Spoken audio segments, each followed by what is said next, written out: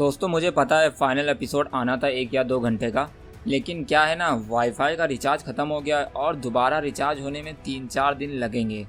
इसलिए मैंने सोचा एक काम करते हैं, इस एपिसोड को डिवाइड करते हैं, क्योंकि जब साईफाई गॉड लेवल की कहानी लिखी जाती है तो उसमें टेक्निकल ट्विस्ट भी होना चाहिए ना बॉस। इसलिए अब जो आप सुनने जा रहे हो वो है सुपर गॉड वीर सीजन 1 का फाइनल एपिसोड पार्ट 1। और हाँ, जो actual full and final closure होगा सीजन 1 का, यानी फाइनल एपिसोड जो होगा वो ड्रॉप होगा 26 जुलाई 2025 को शार्प 11:11 AM पे। और हाँ, इससे ज़्यादा डिले नहीं होगा, आई प्रॉमिस। इससे ज़्यादा डिले हो तो आप चैनल को अनसब्सक्राइब कर दीजिएगा। और हाँ, आपसे ज़्यादा मुझे जल्दी है कि सीज़न 1 एंड हो और वीर का एक और नया सफ़र सीज़न 2 में शुरू हो। लेकिन क्या है ना, बड़े बड़े कामों में छोटी मोटी दिक्कतें आती रहती हैं। खैर, मैं ये बता दूं, लास्ट एपिसोड होने वाला है कुछ अलग ही लेवल का। बाकी चलिए चलते हैं जीन यूनिवर्स के उस बैटलफील्ड पर जहां डेस्टिनी लिखी जा रही है खुद गॉड्स के ब्लड से। और हाँ, ये है सुपर गॉड वीर सीजन 1 लास्ट एपिसोड पार्ट 1, एको बिफोर साइलेंस। इधर बैटलफील्ड के एक अंधेरे कोने में जहां सबकी नजर नहीं पहुंचती थी, वहां से एक हल्की सी वायलेट रोशनी चमक रही थी। उस रोशनी के बीच स्लिम और शार्प आइड के साथ लायरा खड़ी थी और वहीं उसके हाथों में था एक ग्लोइंग क्रिस्टल एग, जिसमें अंदर एक बेबी की छोटी सी परछाई दिख रही थी। और हाँ, एग के अंदर का चाइल्ड धीरे धीरे सांस ले रहा था। उसकी बॉडी फेटल पोजीशन में थी, जैसे किसी ने उसे जिंदा छोड़ तो दिया हो, लेकिन जीने का हक और हिलने डुलने का हक नहीं है। और हाँ, वो चाइल्ड और कोई नहीं, अथर्व रहेजा है, वीर का सबसे छोटा बेटा। खैर, इधर लायरा का चेहरा पहले की तरह कॉन्फिडेंट नहीं था। उसकी आंखें बार बार बैटलफील्ड के बीच में हो रही हलचल की तरफ जा रही थी, जहां हरनास अब कमजोर पड़ चुका था। इन्फिनिटी सोल्ड वॉरियर के सामने वो अवेकन गॉड हिल गया था और वहीं लायरा समझ गई थी कि अगर वो अभी यहाँ रुकी तो वो अथर्व के साथ जिंदा नहीं निकल पाएगी। इसलिए उसने क्रिस्टल एग को थोड़ा और टाइट पकड़ा और फिर अपना हाथ हवा में घुमाया, जिसके बाद एक शांत ऑलमोस्ट इनविजिबल सा पोर्टल स्लोली ओपन होने लगा, जो था जीन यूनिवर्स का एग्जिट गेट और स्कॉर्पियस यूनिवर्स जाने का गेट। इधर पोर्टल खुलते ही लायरा ने एक डीप ब्रेथ ली, जैसे कोई चेस बोर्ड का फाइनल मूव करने से पहले करता है, और फिर उसके पैर पोर्टल की तरफ बढ़ने लगे। हर कदम के साथ उसकी बॉडी डिसॉल्व हो रही थी, जैसे वो दूरी बन रही हो किसी और दुनिया की। लेकिन तभी उसी वक्त एक हल्की सी वाइब्रेशन हवा में फैली, इतनी हल्की कि नॉर्मल सेंसेस उसे महसूस भी ना कर सकें।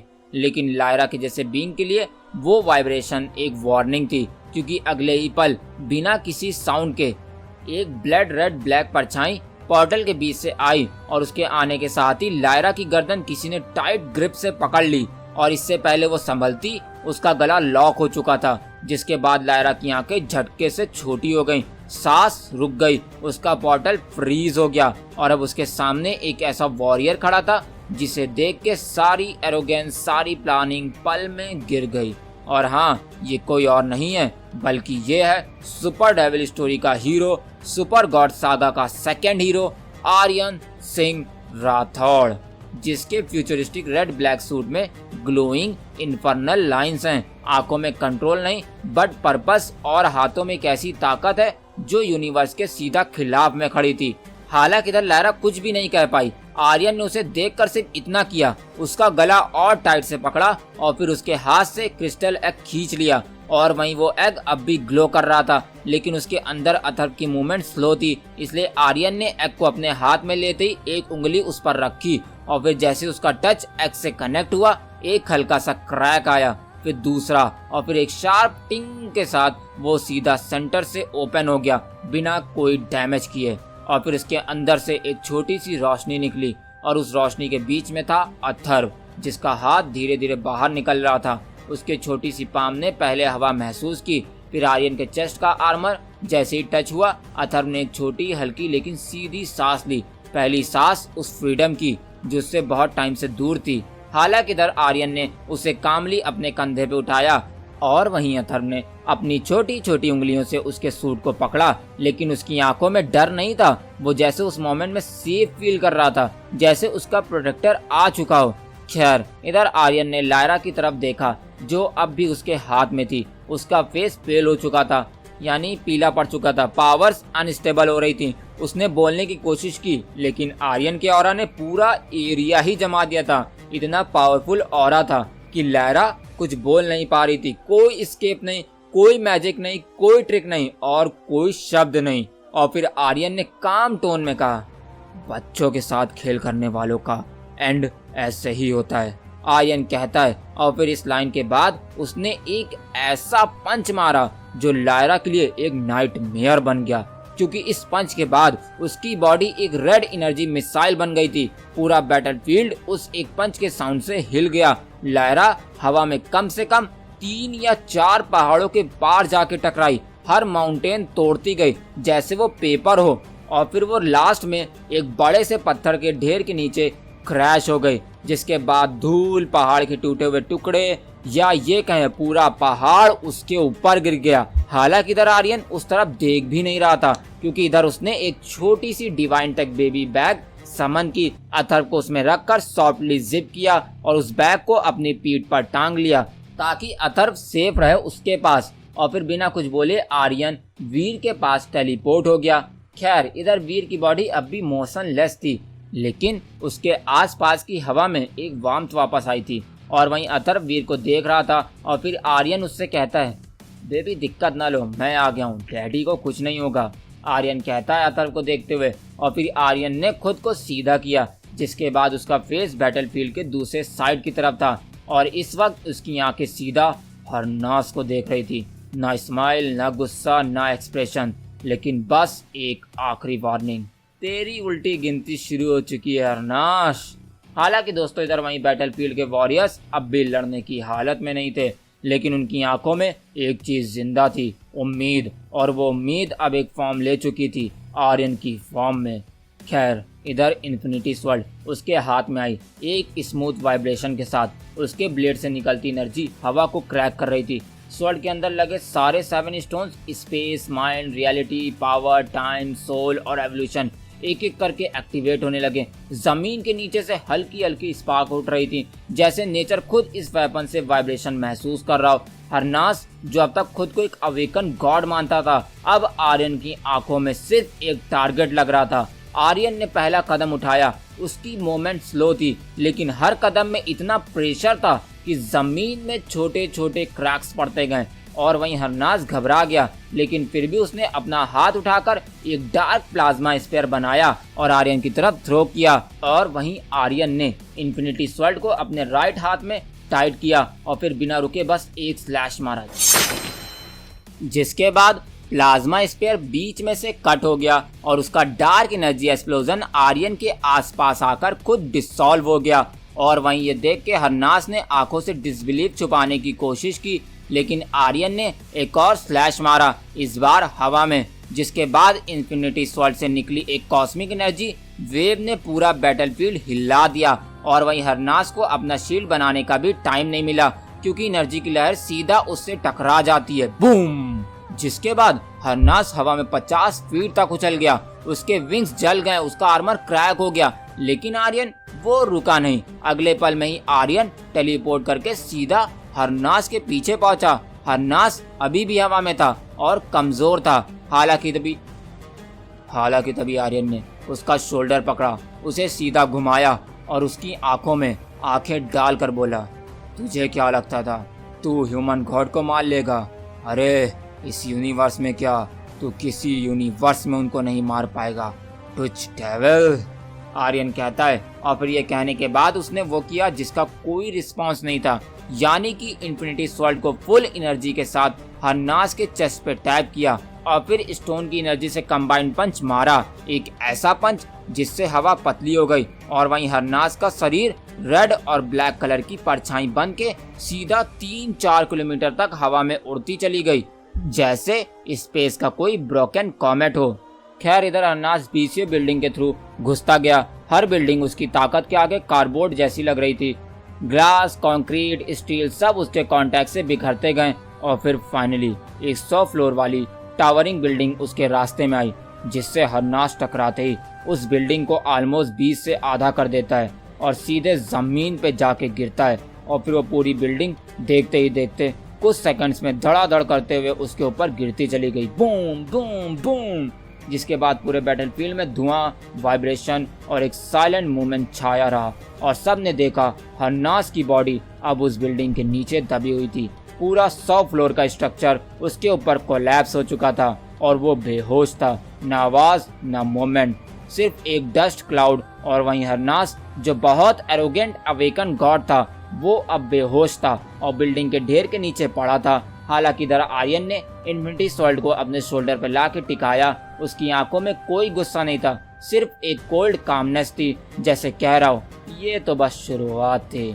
खैर इधर बैटलफील्ड की हवा बदल चुकी थी। लायरा की शटर बॉडी अब भी माउंटेन्स के नीचे दबी पड़ी थी और वही हरनास, एक समय का अनडिफीटेबल अवेकन गॉड, अब एक 100 फ्लोर की बिल्डिंग के नीचे बेजान पड़ा था। उसका आर्मर क्रैक हो चुका था और उसकी शैडो कोर से भी कोई मूवमेंट नहीं हो रही थी। और वही वीर अब भी जमीन पर था, आधे धड़कते दिल के साथ। आसपास के सभी वॉरियर्स, बारबी, एलोरा, जीरो, रूहानी, स्टिल इंजर्ड, स्टिल ब्रीथलेस, लेकिन उनकी आंखों में एक उम्मीद थी। लेकिन बैटलफील्ड अब भी सेफ नहीं था। आसमान के कोने पर वो अभी भी खड़े थे, यानी अभी भी 100-150 गॉड लेवल एलियंस बचे हुए थे। और ये वो बीइंग्स थे जो किसी एक प्लैनेट के नहीं, किसी एक गैलेक्सी के नहीं, पूरे स्कॉर्पियस यूनिवर्स के सबसे प्राइमल ब्लड लाइन से आते थे। इसलिए इनकी बॉडी इस क्रिस्टल से बनी थी। इनका ब्लड प्लाज्मा नहीं, कॉस्मिक वेपर था। इनके नाम हिस्ट्री में लिखे नहीं जाते थे, क्योंकि जहाँ ये जाते थे वहाँ सब कुछ मिट जाता था। लेकिन खैर अब उन सबके सामने खड़ा है एक वॉरियर, आर्यन सिंह राठौड़, जिसकी पीठ पे अथर्व का बेबी बैग टंगा हुआ था और उसमें अथर्व था। और वहीं आर्यन की आंखों में आग और हाथ में वो लेजेंडरी इन्फिनिटी स्वॉर्ड, जिसमें सारे 7 इन्फिनिटी स्टोन्स लगे हुए थे। इसलिए इधर एलियंस के बीच पैनिक फैल चुका था। और फिर तभी एक एलियन ने पोर्टल एक्टिवेट किया स्कॉर्पियस यूनिवर्स के लिए, जिसके बाद सारे एलियंस उसमें घुसने ही वाले थे। लेकिन तभी हवा में एक वाइब्रेशन हुआ, एक स्पार्कल, एक रेड और ब्लैक लाइट का फ्लैश, और फिर अगले ही पल आर्यन टेलीपोर्ट हो चुका था। जिसके बाद सबसे पहले एलियन जरकीत, जिसका स्कल 10 प्लैनेट्स के गॉड को फाड़ चुका था, उसके सामने आर्यन ब्लिंक करके आया। जिसके बाद जरकीत ने अटैक किया, लेकिन उसका वो अटैक बबल्स में बदल गया और फिर तभी स्लैश, इन्फिनिटी स्वॉर्ड उसकी आंखों के बीच से निकल गई। जिसके बाद कोई दर्द की चीख नहीं, ना कोई रेजिस्टेंस, सिर्फ एक प्योर साइलेंस और एक बड़ा धमाका। जिसके बाद उस एलियन का जीन क्रिस्टल अपने आप आर्यन के पास खींचता हुआ चला आया, जिसे आर्यन ने बिना देखे अपनी बेल्ट में बने जेनेसिस क्यूब में ड्रॉप कर दिया। और फिर आर्यन अगले एलियन की तरफ बढ़ गया, थ्रैकॉल, जिसका साइज एक मेटियोर जितना था। आर्यन उसके शोल्डर तक टेलीपोर्ट हुआ, एक अपवाल स्लैश मारा, जिससे एलियन की पूरी बॉडी वर्टिकल कट में कट हो गई और 2 सेकंड में डिसॉल्व होने लगी। जिसके बाद अब ये गेम नहीं रहा, ये एग्जीक्यूशन था। आर्यन की स्पीड अब विजिबल नहीं थी, यानी उसकी स्पीड को कोई नहीं देख पा रहा था। इन्फिनिटी स्वॉर्ड की पावर हर स्टोन से अपने मैक्सिमम रेजोनेंस पे चल रही थी, जैसे कि space stone teleportation active, power stone strength amplification, time stone सब कुछ स्लो मोशन में एलियंस के लिए, माइंड स्टोन आर्यन उनके मूव्स एंटीसिपेट कर रहा था, रियलिटी स्टोन उनकी वेपन्स फेक हो जा रही थी, सोल स्टोन से जीन क्रिस्टल एक्सट्रैक्ट हो रहे थे, एवोल्यूशन स्टोन से आर्यन अटैक्स अडेप्ट करता जा रहा था। हालांकि जब आर्यन एक और एलियन के पास जाता है उसे मारने, तो वो एलियन जैसे उससे 2 लाइन बोलता है, मैं तुम्हारे जैसे हजारों, फ्लैश, उसका सर धड़ से अलग हो जाता है। और फिर आर्यन कहता है, मैं तुम जैसों को बोलने का मौका भी नहीं दूंगा, टुच एलियंस। आर्यन ने विस्पर किया और फिर सीन फास्ट फॉरवर्ड होता है 5 मिनट तक। इधर केवल 5 मिनट में स्कॉर्पियस यूनिवर्स के 100 गॉड लेवल एलियंस या तो 2 हिस्सों में कट गए थे, या तो जल के खाक हो गए थे, या तो भाप बन गए थे यानी धुआं, और या तो अनगिनत हिस्सों में कटे पड़े थे। खैर इधर इन्फिनिटी स्वॉर्ड की पावर्स बैटलफील्ड के मॉलिक्यूल्स तक वाइब्रेट कर रही थी। जीन क्रिस्टल का ग्लोइंग हेलो अब आर्यन के जेनेसिस क्यूब में घूम रहा था, एक रैम्बो साइक्लोन की तरह। जिसके बाद अब एक भी एलियन बचा नहीं है और फिर सिर्फ एक लास्ट टेलीपोर्ट फ्लैश और आर्यन वापस वीर के पास आ गया। जिसके बाद वो शांति से उसके पास बैठ गया, अथर को पीठ से उतारकर उसके साइड में सॉफ्टली लिटा दिया, इन्फिनिटी स्वॉर्ड को वापस भेज दिया और फिर उसने वी के फेस पे देखा और उसके चेस्ट तक आंखों को ले गया। एक धड़क, बस आधी सी लेकिन जिंदा थी। जिसके बाद आर्यन ने वीर के हाथ को पकड़ा, जमीन पे बैठकर बस उस धड़कन को महसूस करता रहा जो अब धीरे धीरे चल रही थी। और फिर उसने कहा, मेरा मतलब ह्यूमन गॉड, सब कुछ खत्म हो गया है, अब बस आपको ठीक करना बचा है, आर्यन कहता है। और वहीं इधर बैटलफील्ड पे अब कोई मूवमेंट नहीं थी, ना स्पिट्स आर्मी की ना एलियन आर्मी की, बस बचे हैं तो जीन यूनिवर्स के लोग, और उनके सामने पड़ा है उनका फर्स्ट ह्यूमन गॉड, जो अभी भी आधे दिल के साथ सांसें ले रहा है, धक धक धक धक। और सच बताऊं, अगर वीर के जगह कोई और होता हाफ हार्ट के साथ, तो वो कब का मर चुका होता, लेकिन ये वीर जिसकी विल पावर बहुत लाजवाब है, तभी तो वो आधे दिल के साथ सांसें ले रहा है और अभी तक जिंदा है, जिंदा है। तो दोस्तों, कभी कभी एक कहानी में एक ऐसा पल आता है जहां वक्त खुद रुक जाता है और नई तकदीरें लिखी जाती हैं, और आज वही पल था जब आर्यन सिंह राठौड़ एक वॉरियर नहीं, एक रक्षक, एक दोस्त, एक ह्यूमन डेविल होप बन गया, जिसने लायरा जैसी रियल गॉड स्पिरिट्स को मारा, हन्नास जैसे अवेकन गॉड को धूल चटाई, और अथर्व एक नन्हा सा जीवन उसे बचाया। लेकिन कहानी यहाँ खत्म नहीं हुई है दोस्तों। वीर जिसका आधा दिल अब भी धड़क रहा है, क्या उस धड़कन के साथ लौटेगी एक ऐसी पावर जो पूरे जीन यूनिवर्स को फिर से जीवित कर देगी? आर्यन जिसने सिर्फ एक स्वर्ण नहीं उठाई, बल्कि उठाई एक पूरे जीन यूनिवर्स की जिम्मेदारी, क्या वो अपने कदमों पर खुद को संभाल पाएगा जब सामने खड़ी हो मल्टीवर्स की सबसे अंधेरी ताकत? और अथर्व एक ऐसा बच्चा जिसके आते ही सन्नाटा टूट गया और आसमान का रंग बदल गया, क्या वो वीर का पावरफुल सन बनेगा? हालांकि दोस्तों, सिर्फ ये चैप्टर नहीं था एक, ये आगाज था, और हाँ, अगला फाइनल पार्ट वो होगा जहां ताकत और भावनाएं, न्याय और बलिदान सब टकराएंगे। लेकिन तब तक ये सोचना जरूरी है, जब एक ह्यूमन गॉड गिरता है तो क्या आसमान रोता है या एक नई रोशनी उस मिट्टी से जन्म लेगी? तो दोस्तों, ये जानने के लिए सुनते रहिए the one and only RJK के साथ super God Veer story in Hindi, सिर्फ और सिर्फ RJK FMYT चैनल पर।